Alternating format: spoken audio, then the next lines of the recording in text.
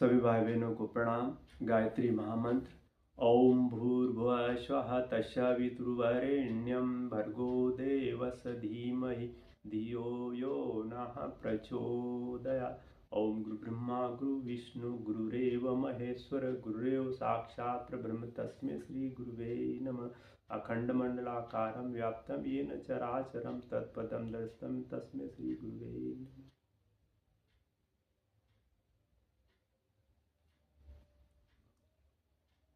गायत्री की पंचकोश साधना।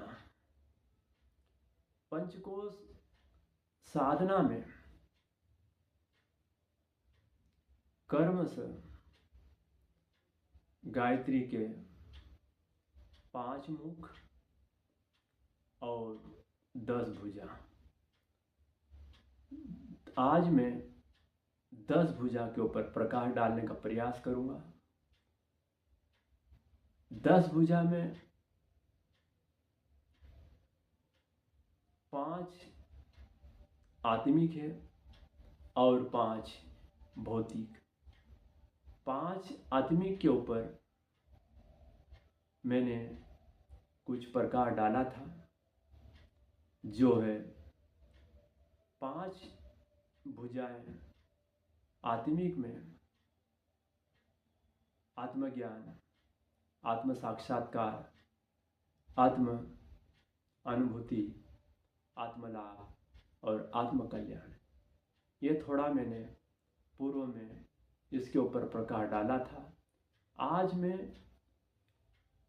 भौतिक पक्ष के गायत्री के 5 भुजाओं के ऊपर प्रकाश डालने का प्रयास करूंगा कि गायत्री के 5 भौतिक भुजाओं से गायत्री उपासना से कैसे लाभान्वित होते हैं। गायत्री उपासक जो गायत्री की उपासना श्रद्धा, निष्ठा, भावना से और अटूट विश्वास से, लगन, तत्परता और तन्मयता से गायत्री की भौतिक भुजाओं के बारे में प्रकाश डालने का प्रयास कर रहा हूं।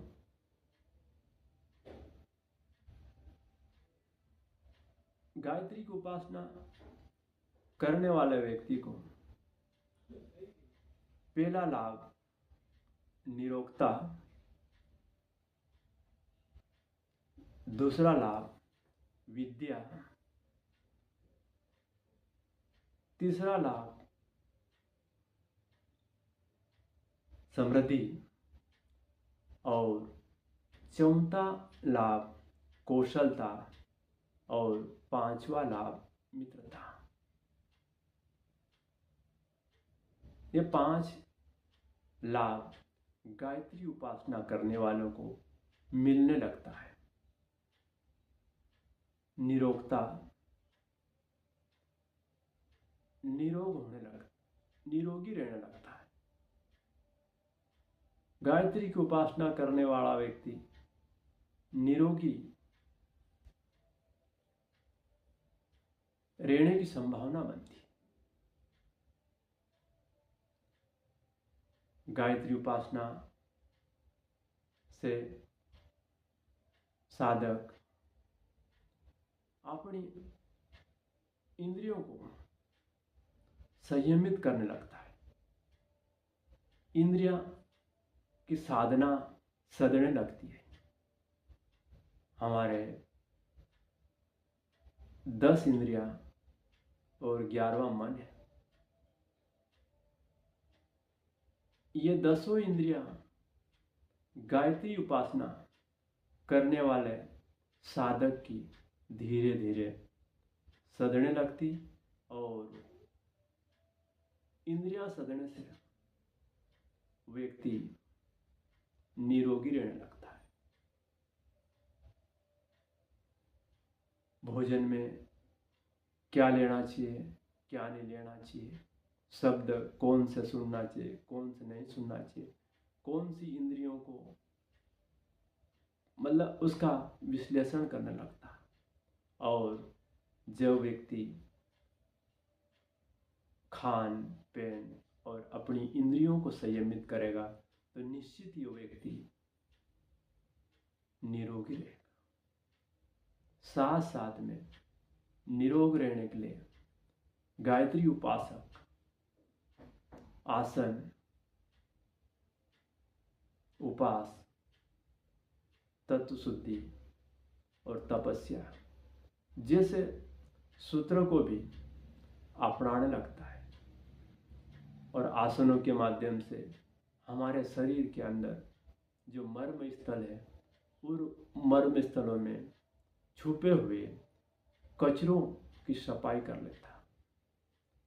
मर्म स्थलों की आसनों के माध्यम से सफाई कर लेगा।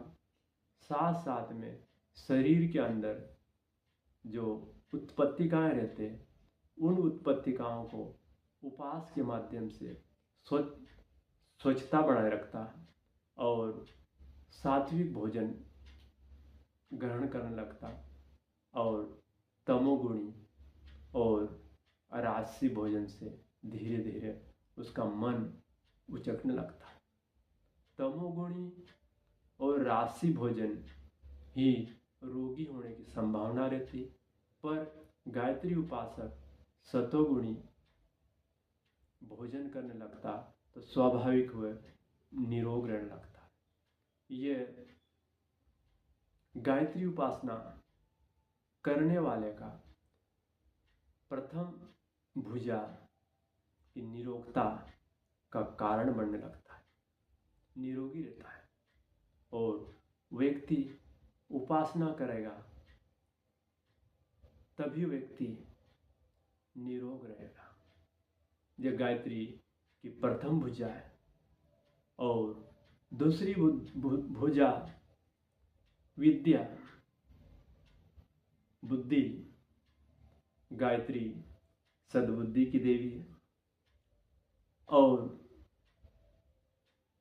विद्या में गायत्री उपासना करने वाला व्यक्ति का मन विद्या अध्ययन में लगने लगता है। उसकी तत्परता, तन्मयता और रुचि स्वाध्याय में होने लगती है। स्वाध्याय व्यक्ति को ज्ञानवान बनने के लिए स्वाध्याय का कर्म अपनाना पड़ता है। ज्ञानी बनने के लिए धर्म ग्रंथों का स्वाध्याय करे, मनन और चिंतन करे। उस गायत्री उपासना करने वाले व्यक्ति का स्वाध्याय कर्म बढ़ने लगता है और संसार अपने को जानने लगता है। विद्या, शिक्षा और विद्या दो पहलू काम करते हैं, किंतु गायत्री उपासक शिक्षा तो ग्रहण करता ही रहता, साथ साथ में विद्या का प्रादुर्भाव होने लगता है। वह व्यक्ति बुद्धिमान होने लगता, दूरदर्शी होने लगता, विवेकशील होने लगता, ज्ञानवान होने लगता। स्वाध्याय से संसार को, अपने को, अपने शरीर के अंदर जो तंत्रिका तंत्र सिस्टम है, भगवान क्या है, ईश्वर क्या है, सृष्टि क्या है, मैं क्या हूं, इसके बारे में विद्या अध्ययन करता रहता है और संसार को, अपने को जानने लगता है। ये विद्या अध्ययन के माध्यम से व्यक्ति का दूसरा लाभ गायत्री उपासना करने वालों को ये मिलने लगता है।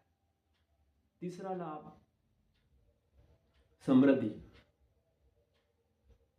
गायत्री उपासना करने वाला व्यक्ति समृद्धि को प्राप्त होता है। समृद्धि में व्यक्ति पुरुषार्थी होता है, मेहनत कर होता है और अपने मेहनत से, अपने पुरुषार्थ से नीतिपूर्वक कार्य करते हुए व्यक्ति धन और संपदा को अर्जित करता रहता और धन और संपदा को अर्जित की उस धन को वह व्यक्ति सही उपयोग करने लगता है, उसका सदुपयोग करने लगता है। जहाँ आवश्यक है वहीं खर्च करेगा, अनावश्यक उसका बर्बादी नहीं करेगा। समृद्धि बढ़ने लगती है। साथ साथ में व्यक्ति उपासना करने वाले का लाभ हो या हानि हो, वो संतुष्ट रहने का प्रयास करेगा, संतोषी रहेगा व्यक्ति। समृद्धि में व्यक्ति लाभ प्राप्त करने का तो प्रयास करेगा, किंतु यदि हानि हुई तो भी व्यक्ति अपने आप को निराश और हताश के स्थान पर संतोषी जीवन जिएगा। ये समृद्धि संपदा बढ़ाते रहेगा और उस संपदा का सही नियोजन करता है। ये तीसरा लाभ, गायत्री की तीसरा भुजा का लाभ भी मिलने लगता। उसके चौथा कौशलता का लाभ मिलने लगता है। योग को ही कुशलता पूर्वक किया गया कार्य ही योग है। ये कृष्ण भगवान का गीता का कहना पड़ रहा कि योग अर्थात कुशलता पूर्वक किया गया कार्य योग है। चौथा में कुशलता, गायत्री उपासना करने वाला व्यक्ति कुशलता पूर्वक हर कार्य को दिलचस्पी से, रुचि से, तत्परता से, तन्मयता से, रुचिपूर्वक कार्य करेगा तो निश्चित ही कि उसमें सफलता मिलना संभव है। रुचिपूर्वक किया गया कार्य में सफलता की गुंजाइश रहती है। ये चौथी भुजा से गायत्री साधक को कौशलता की अभिवृद्धि होने लगती है। कुशल व्यक्ति हो जाता है और कुशलता से कार्य हर क्षेत्र में व्यक्ति सफलता प्राप्त कर लेगा। ये गायत्री उपासना अर्थात गायत्री की चौथी भुजा का लाभ मिलने लगता है। और पांचवी भुजा मित्रता, गायत्री की उपासना करने वाला व्यक्ति को पांचवी भुजा का भी लाभ मिलने लगता है। मित्रता, गायत्री की सच्ची उपासना करने वाले उपासक के मित्र की संख्या दिन पे दिन बढ़ती रहती। कारण यह हुआ कि जो गायत्री की उपासना करता वो सभ्य, सौम्य, शिष्ट, सादगी, सज्जन, उदारता, दयालु आदि के देवी गुण विकसित होने लगते और मधुरभाषी, व्यवहारिक तापूर्वक सभी में अपने को मित्र के भाव से देखता रहता और सभी को समान रूप से व्यवहार करता रहता और उसमें यह भाव उत्पन्न हो जाता कि दूसरों के साथ वह व्यवहार करता जो अपने लिए वो चाहता है और सभी को मित्र बनाने का प्रयत्न करता रहता और उनसे उसी प्रकार का व्यवहार करता रहता। देवी गुण का प्रादुर्भाव होने से वह उसके मित्र की संख्या दिनों दिन बढ़ती रहती। वह व्यक्ति उनके मित्र अधिक से अधिक बढ़ने लगते, उसकी ओर आकर्षित होने लगते, उससे प्रभावित होते। ये गायत्री की पांचवी भुजा अर्थात मित्रता बढ़ने लगती है। गायत्री के भौतिक की 5 भुजाओं में निरोगता, विद्या, कौशलता, मित्रता और धन संपदा ये भौतिक लाभ है। और भौतिक लाभ ये एकांगी तो लाभ हुआ, किंतु हमें दूसरे पक्ष को जो आत्मिक लाभ की ओर ध्यान देना होगा, और तभी हमारी गायत्री की पंचकोशी की साधना में 10 भुजाओं की साधना की सफलता मिलेगी। ओम शांति शांति।